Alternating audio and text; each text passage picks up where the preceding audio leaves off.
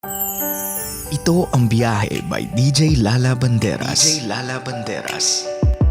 Nagbabalik DJ Lala para sa ating programang Sakto, Klaro, Diretso. At eto na nga po, unang stop sa ating hashtag biyaheng tuloy pa rin ang Pasko. Shoutout kay Nicole Yala at Chris Chuper.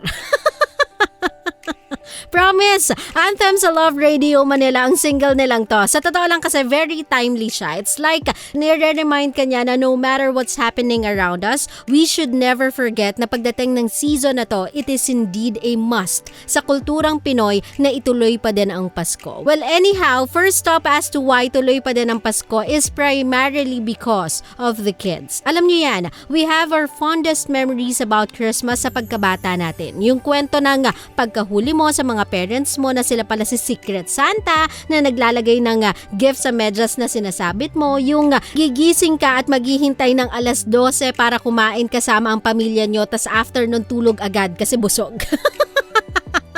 Masabi-sabi lang.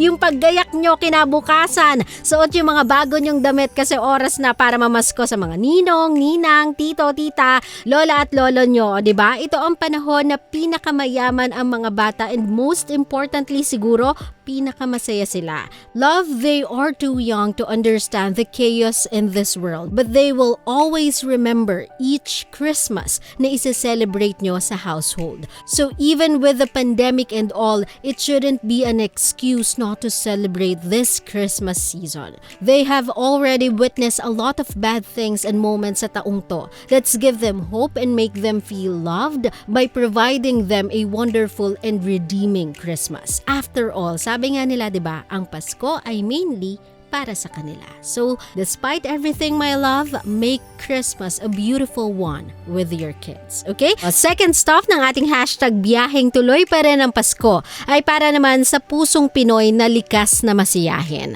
We can never deny the fact na iba ang Pasko sa Pinas. Even yung buong mundo alam yon. Have you seen the latest video ng Disney for Christmas? Even they do recognize na iba ang meaning ng Pasko sa Pinas. It's heartwarming, it's festive, and ang pinaka-importante siguro, it is well celebrated. Pagpatak pa lang ng ber sa Pinas, dama mo na malapit na ang Pasko. Plus, like what I've said, we have embraced yung spirit ng Christmas very well. Nagiging mas mapagpatawad tayo, nagiging masiyahin tayo, mas nananaig ang pagtulong natin sa mga kabisyo natin habang papalapit ang Pasko. And that, my friend, is Christmas dito sa Pinas. It shows who we are. It shows how loving we all are. It shows na even in diversity, there is unity sa kulturang Pinoy kapag sumasapit ang Kapaskuhan.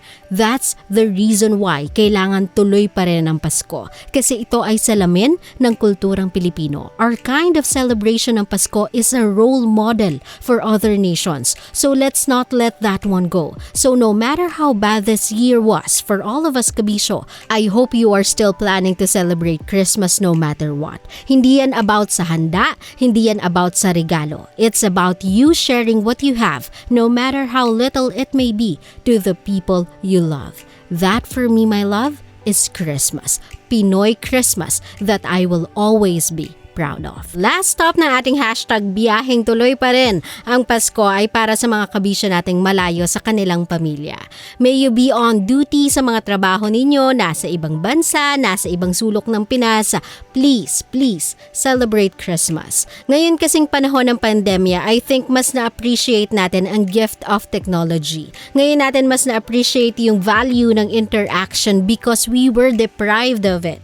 I know na this is like a walk in the park for those people na malayo sa pamilya nila kasi basically with or without pandemic, ito naman talaga yung mode nila of communication with their loved ones. But siguro for those people on the other side, yung mga naiwan sa Pinas, sa probinsya, yung mga nasa bahay na naghihintay sa mga pamilya nilang nagtatrabaho from far away, abay this technological privilege to stay connected with them means so much more today. So sana kahit via Zoom, Hangout, or whatever app man ang gamitin nyo, have a party. Let each other feel na no distance or pandemic can stop you from making each other feel loved and remembered this season of giving. Ituloy nyo pa din ang Pasko because the true meaning of Christmas is being able to celebrate it, no matter how, with the people you love. Okay? Sa mga kabisyo natin, dire-diretso lang ang usapan natin tungkol sa Pasko. I know marami sa inyong may fond memories about your past Christmas or marami din sa inyo ang like me looking forward for Christmas. So let me know about your plans